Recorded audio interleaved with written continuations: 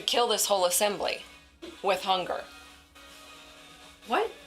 Did they really believe that was God and Moses' plan? Just drag them out into the wilderness and make them starve to death? No, that was never the picture. That was never the vision. That was never the thing God said from the beginning. What God said from the beginning was, I want to build this nation, form a people, create a country of people, ministers who are my people. That's what God wanted. And yet they complained, they exaggerated, and they went really extreme. And again, I would say, this is humanity. Many of us do this, right? So, Exodus 16:4. Anybody have thoughts before we move on? It's a lot in 3 verses.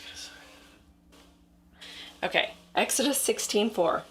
Then the Lord said to Moses, Behold, I am about to rain bread from heaven for you, and the people shall go out and gather a day's portion every day, that I may test them whether they will walk in my law or not. On the 6th day, when they prepare what they bring in, it will be twice as much as they gather daily. So Moses and Aaron said to all the people of Israel, At evening you shall know it was the Lord who brought you out of the land of Egypt. And in the morning you shall see the glory of the Lord, because he has heard your grumbling against the Lord. And then Moses says, For what are we that you grumble against us? Moses is getting annoyed at this point. These people are grumbling against me. No, what you're doing is grumbling against God. He goes on to say, When the Lord gives you in the evening meat to eat, and in the morning bread to the full, because the Lord has heard your grumbling, that you grumble against him, what are we? Your grumbling is not against us, but against the Lord. So, God is going to rain down meat for them from heaven. Do you have that picture? Did you find that picture of quail? It was kind of like, because we had some technical difficulties. Yes, I love this. These guys are out there with their sticks. I don't know if that's how it happened, but here are all these quail coming from heaven, and they're just trying to gather this quail so they have food to eat. Again, it's one of those things I'm like, I would love to have been in the middle of that and just to watch it and go, what is happening? All these birds are just coming our way, and we're just going to slap them down with a stick and grab them and butcher them and eat them like crazy. It's so crazy. So isn't it meat? Bread? I think it said quail at one point, because eventually we do get to the manna. I was looking at verse 4. Verse 4. Rain bread from heaven for you. Yeah. I thought there was a point when it said... Oh, yeah, verse 8. Meat to eat, and in the morning bread to the full. Yeah. So, here they are being fed by the hand of the Lord in the evening, and then in the morning there's bread laying on the ground for them. The next picture, I think, is just the straight white on the ground. I don't know if you can see it. Unfortunately, that's the only one. That's all you see. Okay. I'd rather enough. Okay. Well, And it's okay. Kinsey did drop the ball. We do need to say that. So, And she realized. yes. So the picture was just this white ground. So if we look at, I don't want to, hang on.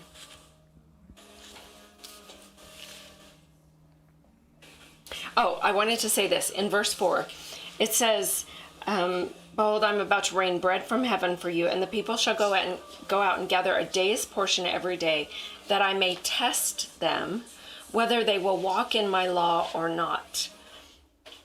And I wanted to say this idea of a test.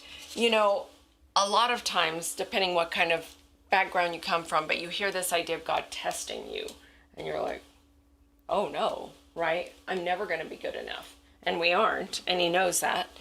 But in this particular case, again, because God is working on formation, He's working on developing a relationship with these people, of showing them who he is, but also trying to see where are they at in their level of trust, in their level of obedience, in their level of working with me. Where are they at? So I wanted to point this out, that this test is not, let's see if these suckers are going to fail or not. Like, it's not God being cruel. It's God taking a measure of where the people are at. It's like if you're in school and you're taking, the whole class is taking a test of math stuff. You're trying to see, what are they getting and what do I need to revisit as their teacher to help them understand, right? So I just want to make that point, because a lot of times, this might be just me, but the background I come from, when I hear that God is testing me, I'm like, well, I'm screwed. Like, there's I love no that way. Explanation of a measure. Yeah, Let's see is. where they are. See where they're at. Here we go. Yeah. So I think that's important. He's saying, can they trust me to do what I'm asking them to do? Or are they not yet there? So I think that's important. And one of the commentaries said, it was almost like, he said, I wonder if there's the aspect of, will they trust me and not gather more than they're supposed to? And we'll read more, but not gather more than they're supposed to. But this guy said, maybe it was also, will they trust me when they have plenty as well as when they have lack? Like, that's a big thing. Trusting God day by day for provision, for what you need in that day. And then when you have it, all those quail, in abundance, will you trust me in abundance as well as when you have nothing? Like, this is part of what God's trying to do. He's trying to form in them this place of, can you trust me? Will you believe me? So I think that's really important. Just a practical example. This is another political-ish thing. Just so many things reminded me of things going on politically right now. And I'm not like, I hate politics and I hate even listening to it, listening to the news. I don't. So I'm not a big political fan, but this made me think of this. You know, when we had that little thing called COVID, that small little epidemic that went around, small and in correlation with some of the big stuff that went on ages ago. But when we had that thing called COVID, and they came out with a solution to that epidemic, what was that solution? Other than stay inside, 2 weeks to flatten the curve. The vaccine. 6 feet. Say that again? The vaccine. Vaccine. They came out with this thing called vaccine. Shot you can get so that you can stay free from COVID, or at least have enough of the stuff in you that your body will fight that off. Now, I don't know about you all, but for me it was like, okay, well, you have every kind of news you could want to find about the vaccine. I heard people saying everybody who gets the vaccine within 10 years is going to be dead. We're not there yet, so maybe they're right. We'll see. Not to create any fear. I don't actually believe that. But then you also had people saying you have to get the vaccine because it's what's best for everybody and safe for everybody and safe for the community. So you have to get the vaccine, right? All edges of the spectrum. Like, clear over here, the vaccine is Satan himself. Clear over here, the vaccine is the holiest thing you could do right now for everybody in the community, right? You know, Seth and my stance from the beginning was, we're going to listen to God in our own personal life. If I feel like God says to me, I should get the vaccine, I'm going to get the vaccine. If I don't ever feel like God says to me, go get the vaccine, I'm not going to get the vaccine. And I'm not trying to glorify us in any way, but what I am saying is, I do believe that is how we are supposed to live as believers, as having a personal relationship with God. You should not be swayed by what this side says, by what this side says, We've got to get to a place where, as believers, we listen to God in our heart and we follow what he says. Because here's the reality. That vaccine, no matter what you think about it, if you don't get it, you have to believe God that you're going to survive COVID. If you do get it, you have to believe God that you're not going to die from it. So either way, I'm going to have to believe God. So why don't I go to God in my own heart and listen to what he says to make my decision? Now you're like, how are we talking about COVID in the midst of Exodus 16? But my point is, will I trust God? Because no matter what, I am going to have to lean in and trust God. And I'm going to have to do it for myself. Yes, I can, to an extent, do it for my family. With kids, I think kids who are younger, absolutely. But for Seth and I right now, he has to believe God for his body and himself. I have to believe God for my body and myself. I have to hear from God what he says to me about my body. This is that space of I'm going to trust God in provision. I'm going to trust God in lack. Either way, if I'm going to live a good, healthy, prosperous, adventurous, great life, that has to be done by trusting him. And that has to be done by a personal relationship. And I think that's part of what God was trying to accomplish with the Israelites is, will you trust me? When I provide you with bread every morning, will you still trust me? When you're hungry, will you still trust me?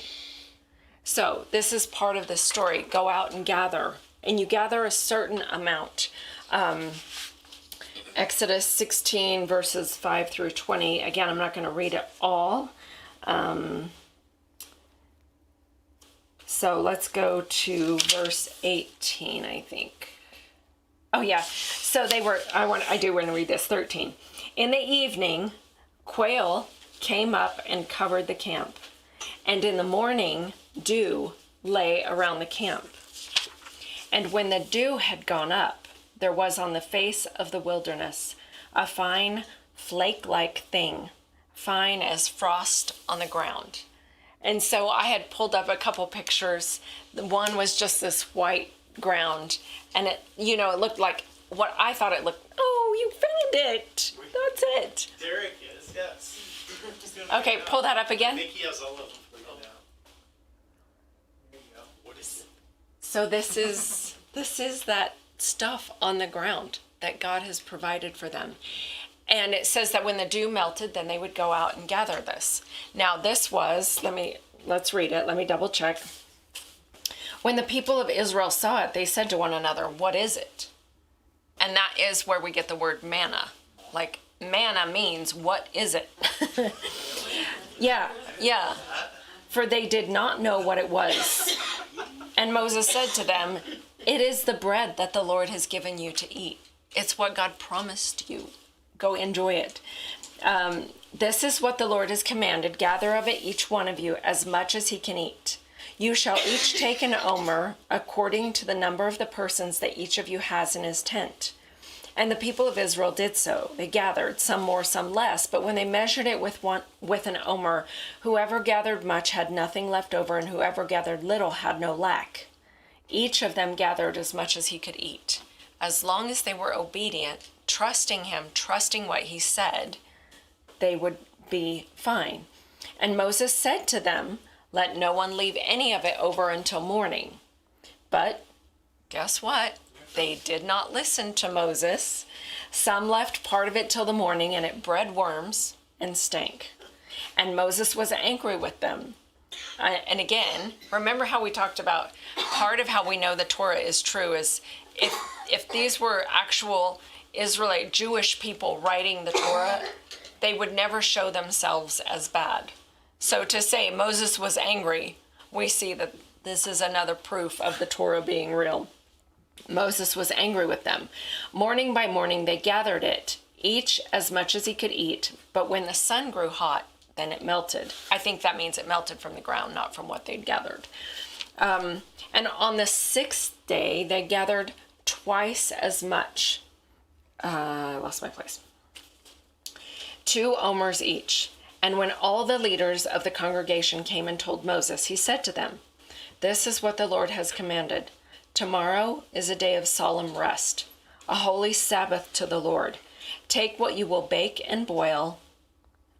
Bake what you will bake, boil what you will boil, and all that is left over lay aside to be kept till the morning." So they laid it aside till the morning, as Moses commanded them, and it did not stink, and there were no worms in it. Moses said, "Eat it today, for today is a Sabbath to the Lord. Today a solemn rest.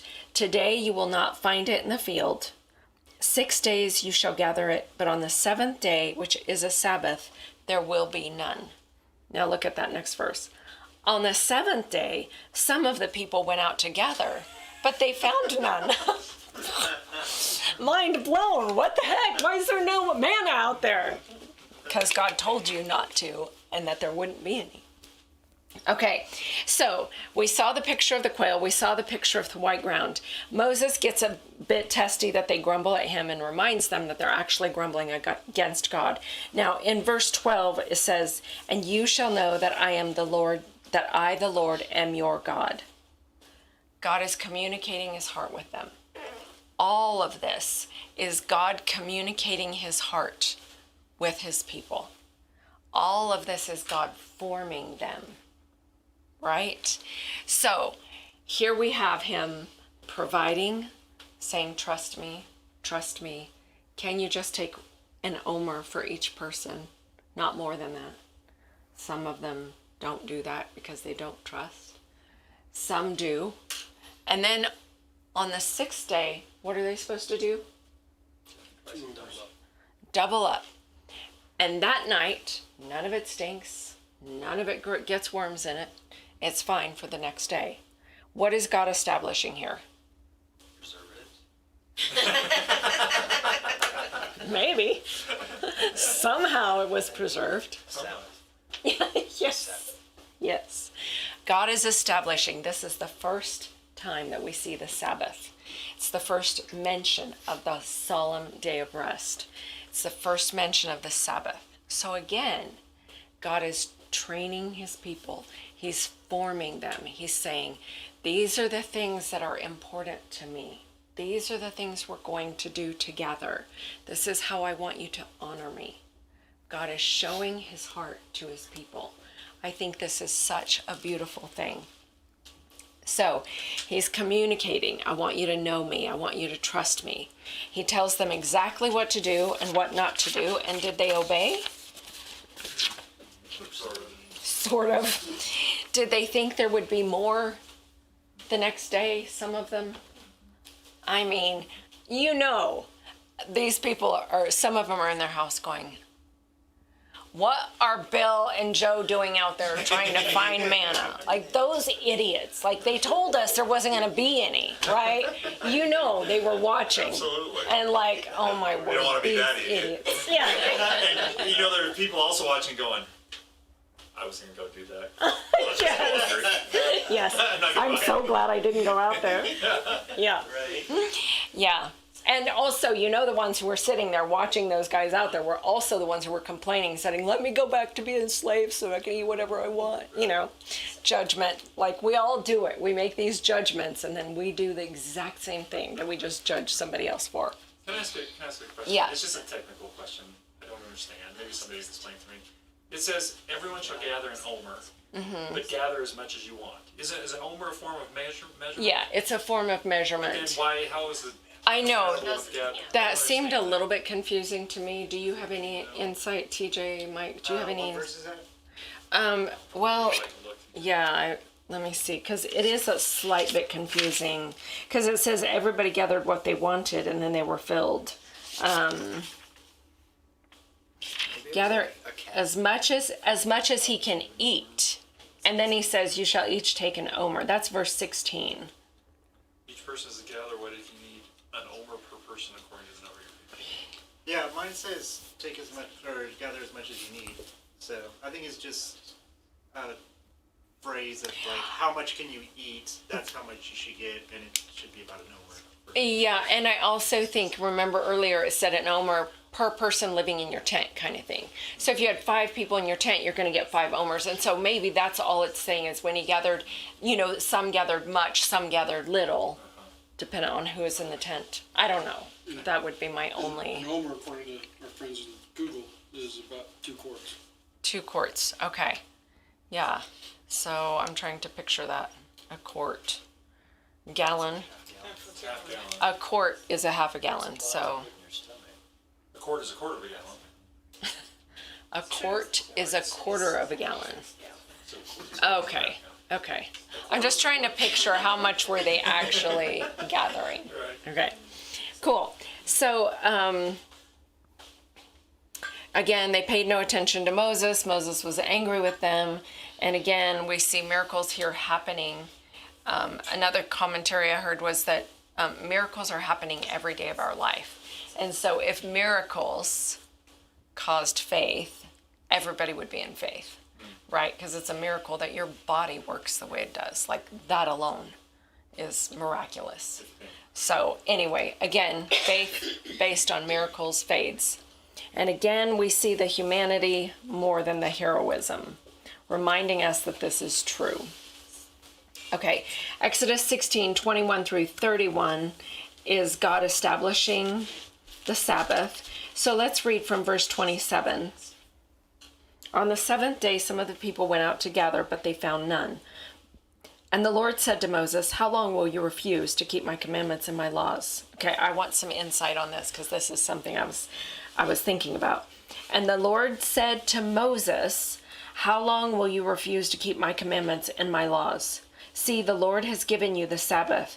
Therefore, on the 6th day, he gives you bread for 2 days. Remain each of you in his place. Let no one go out of his place on the 7th day. So the people rested on the 7th day. So they did eventually obey.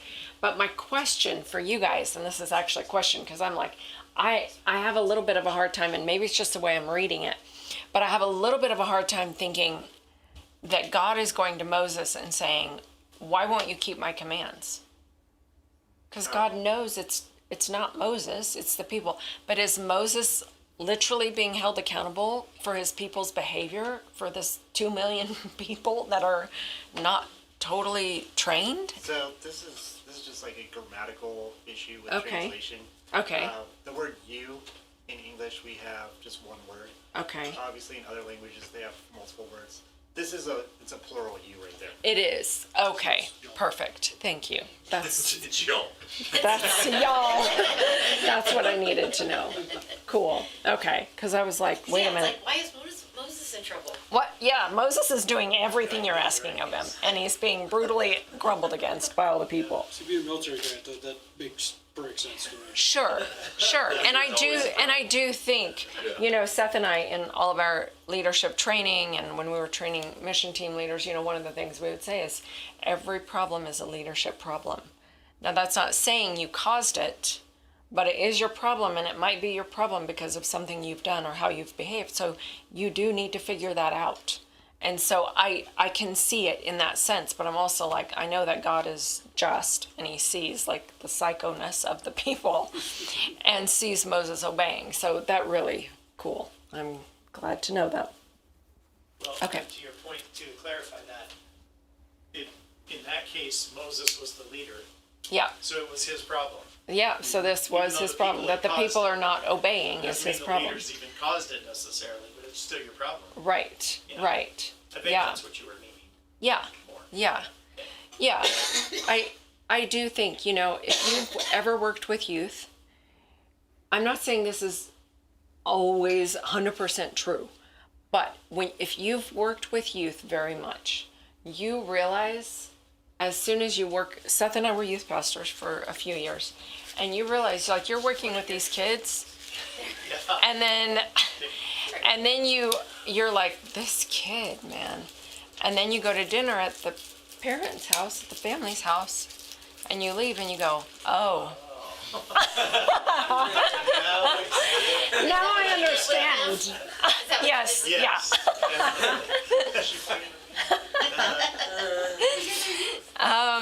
yeah.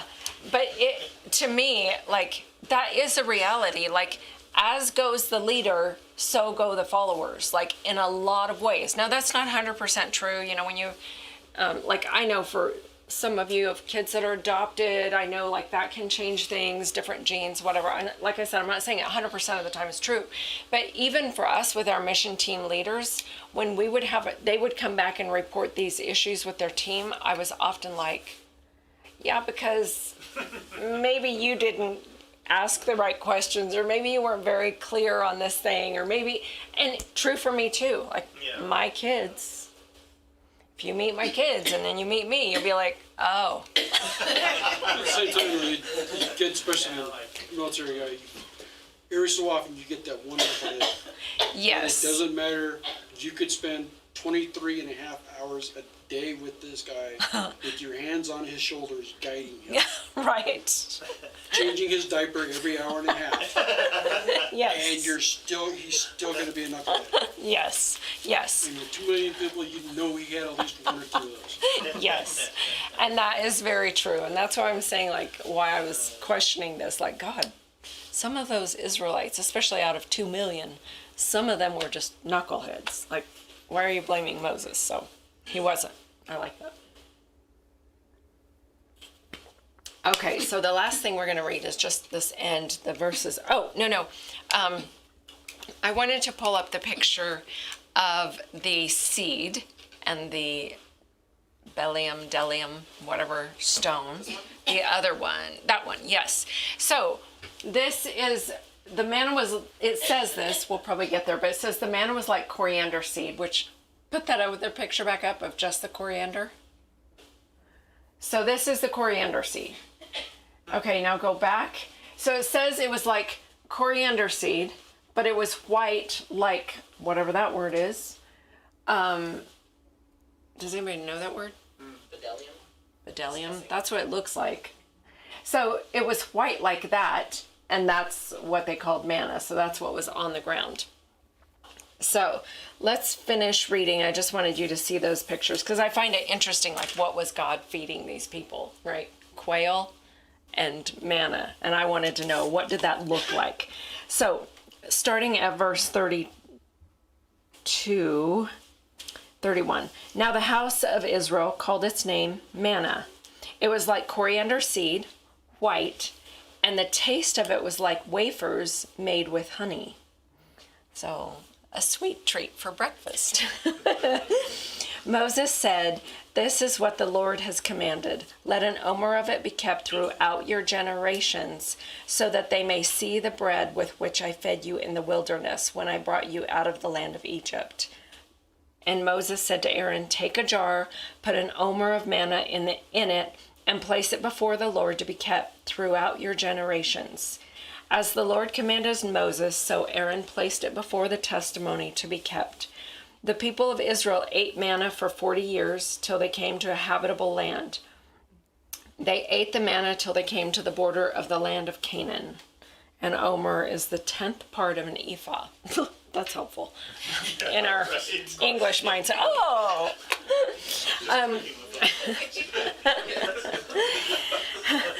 So I think, let me read just this verse one more time, because I think this is to me like, this is romantic. Verse 32. This is what the Lord has commanded.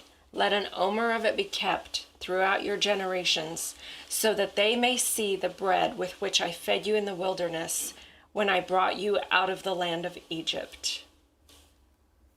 Like, to me, there's something so sweet about that. God is saying, I want you to remember, I fed you in the wilderness when you were desperate, on your own, without. When you were coming out from being slaves and trying to figure out how to live, I fed you with manna. And it was so important to him that his people not forget, that his people remember this, and that they could pass this on down to generation after generation after generation, that the kids could see. I feel like this is one area that for us as Americans, we don't do a great job with it. of keeping those things, those, we've talked about this before, those altars, those monuments, those memorials of saying, remember this, and passing that on to your kid, and for your kid to then pass it on to their kid, and their kid to pass it on to their kid, to have that kind of memory, that kind of memorial where you are honoring the Lord, because the Lord is saying, I just want you to remember what I did for you. I just want you to hold this as valuable, as important. Remember what I gave you when you had nothing. I think that is incredibly sweet. I think it is incredibly romantic of like, this is our memory. This is valuable. This is important. So I looked at some commentary on this, and I'm going to read this whole thing. It says, by whom the memorial was enjoined. It was enjoined by the Lord. We have need to set up memorials in our lives, which shall call upon our souls to remember the benefits of the Lord. It is the will of heaven that its gifts should be held in constant remembrance. And this is because we're idiots. This is because we forget. We don't remember. Last month, God did this for me, and here I am this month complaining about this. Because we're dumb, right? So, it is the will of heaven that its gifts should be held in constant remembrance. In what the memorial consisted, fill an omer of it to be kept for your generations. I like this. This memorial was reasonable. Like God didn't ask him to pile up a pyramid size of the manna so that you could travel over there and visit it, once a year, see this pyramid sized pile of manna, because he could have preserved that just as well as what he preserved in the jar. It was reasonable. He's not asking us to be ridiculous and try to have hordes of things, right? But he's wanting us to remember the gifts of heaven. It was expressive, like this one little jar, but picture the land full of it. Picture the ground being covered with this. But here's this one little jar. It's expressive. And it's instructive. So he's very clear on what he wanted. And it was valuable. Now this, I didn't see, it says a jar, but apparently in some versions it says, or maybe in the Hebrew, it says a golden pot. Because it says, and the memorials of the soul should not find expression in valueless things, but in the richest treasures of man. God is worthy of our best offerings. Where the memorial was deposited, lay it up before the Lord. So Aaron laid it up before the testimony to be kept. And so this memorial was laid up before the Lord in the Ark of the Covenant. Thus we must keep the memorials of the soul in devout spirit and with a constant trust in the mediatorial work of Christ. And the design is that you may see the bread wherewith I have fed you in the wilderness, that you can see it. This isn't just some vague memory, look at it. It's here. This is what I gave you. Do you remember this? To be kept for your generation. Each generation leaves a moral deposit behind it for good or evil. So, verse 30, that's another thing. We'll talk about that. But what I love about this and what I've tried to do in my own life is create an Ark of the Covenant in my own life, which is in the form of journals where I have certain things written. One, to remind me about who I am. The other one that I've not done so good with, that I wish I had done better with, is to have memorials, things that God provided at certain times, but those tangible things that you can hold and see and look at, that God gave us this. Now I have those memories, but I don't have it in a jar, in front of me, and I kind of wish I'd done more of that, but we can start doing that. But what I love is this idea of God saying, I'm forming you. All of Exodus 16, not about food, but about formation. I'm forming you to trust me. I'm forming you to come to me, to not rely on miracles, but to trust me daily for what I will give you. And then I want you to remember this. I want you to remember what I've done for you. I wish so bad somebody would find the Ark of the Covenant in real life, not just Indiana Jones. I would love, like, wouldn't that be so cool? What else is in there? The staff. What else is in there? The staff, the manna, the 10 Commandments. Is that it? The 3 things? Reasonable, right? Like, God did tons of things for them. It's 3 things in the Ark of the Covenant. Anyway, okay, so I think that's really important and an important lesson for us, that God still wants us to honor the gifts of heaven by remembering, by creating memorial of those things, choosing those altars in our life of where things happened that means something important. Finally, verse 35, they ate manna for 40 years. I was like, what? That seems torturous. But here's the commentary. This does not necessarily imply that the Israelites were fed exclusively on manna, or that the supply was continuous during 40 years, but that whenever it might be needed, owing to the total or partial failure of other food, it was given until they entered the promised land. They had numerous flocks and herds which were not slaughtered, but which gave them milk, cheese, and of course a limited supply of flesh. Nor is there any reason to suppose that during a considerable part of that time that they may not have cultivated some spots of fertile ground in the wilderness. We may assume, as in most cases of miracle, that the supernatural supply was commensurate with their actual necessity. So Exodus 16 is rich with themes of provision, trust, and obedience. We witness God's tender provision in the wilderness, a chapter that reminds us that even in barren places, the Lord always supplies what we need.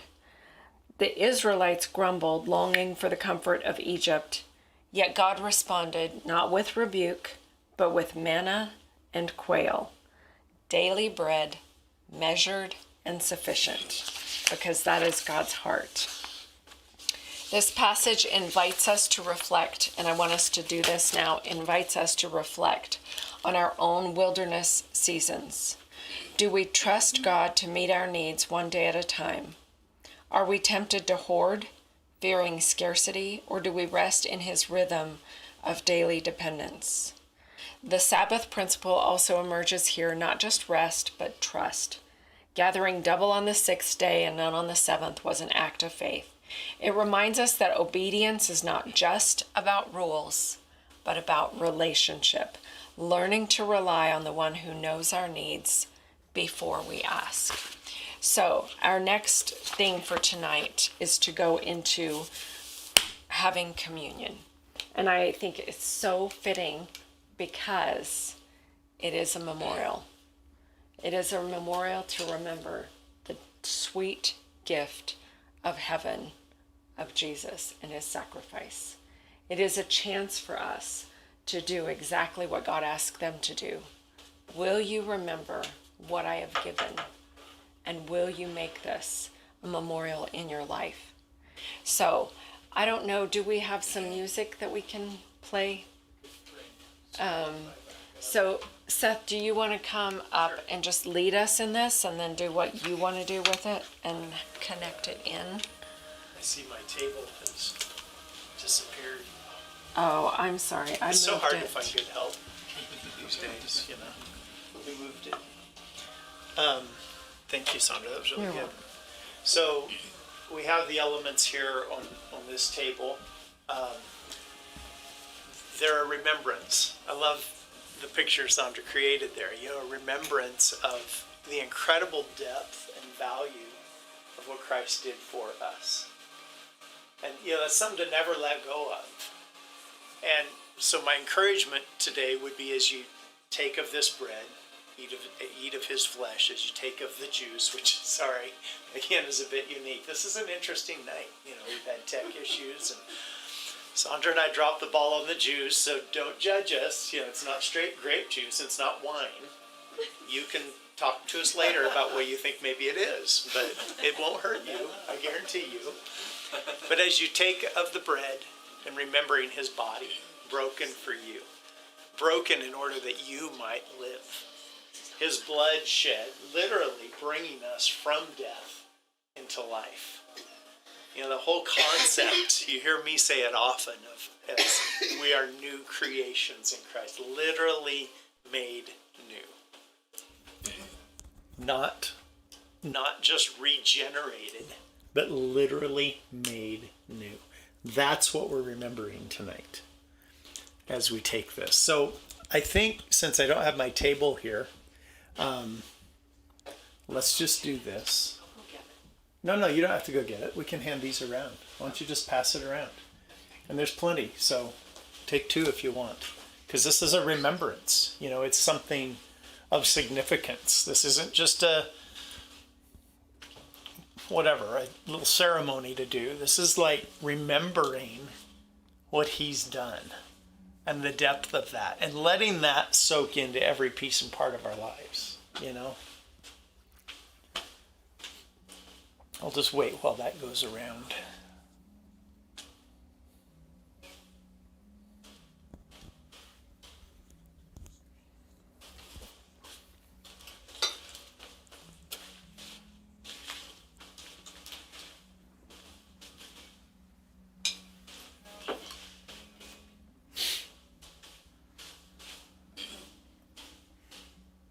If you're watching online, I encourage you to hit pause and go get the elements and take communion yourself as well.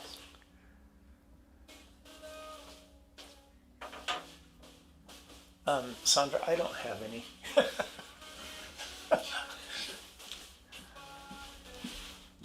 Thank you. So first, take of the bread and eat, and remember his amazing body broken for you.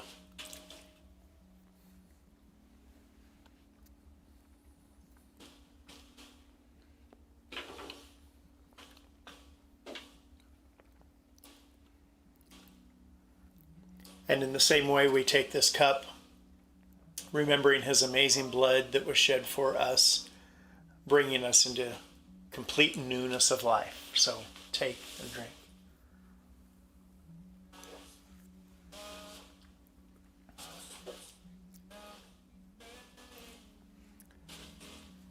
Father, we take this remembrance as something that is significant, and we take it in with purpose and meaning. We thank you for the life you've given us, and we stop tonight and we choose to remember it. Thank you for being the one that cares about us in every way possible, every piece and part of our lives. You care about, we matter to you, and we're so very grateful for that. So we take these elements tonight in remembrance of that, and we will go forth into our weekend and even into next week, allowing you to let your life into every piece and part of us just like you want to, bringing it into our work, into our families, into our various roles of life. Anywhere where there's fear, where there's doubt, where there's worry, where there's discouragement, we choose to let that life in right now, remembering that you're just good, you're just kind, and you're just loving. And for that, we're so, so very grateful. We remember it tonight, we appreciate it tonight, and we thank you. Amen. Sandra, anything else? Anybody else have any other thoughts or anything you'd want to share?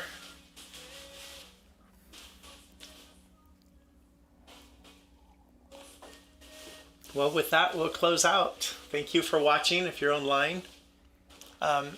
Derek, it's just on YouTube there that you would, in the